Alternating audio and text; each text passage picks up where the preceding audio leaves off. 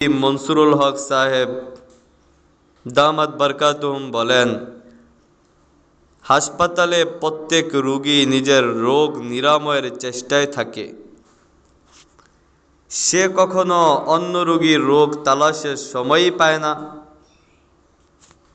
ঠিক তেমনি কেউ যদি নিজের দোষ সংশোধনের কাজকে গুরুত্ব দেয়, তাহলে সেও অন্যের দোষ তালাশ করার সময় পাবে না। মনে রাখতে হবে, অন্য কারো ব্যাপারে কুধারণা করলে হাসরের ময়দানে আল্লাহ পাক তার কাছে দলিল চাইবেন।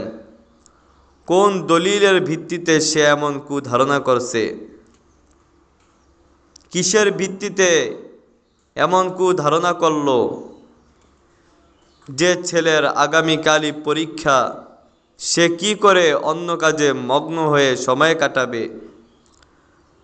আমার ভাই, আমাদের প্রতিটা মুহূর্তই পরীক্ষা শুরুর আগ মুহূর্ত। নিজের সংশোধন ছাড়া অন্য কাজে মন লাগানোর সময় তো নাই।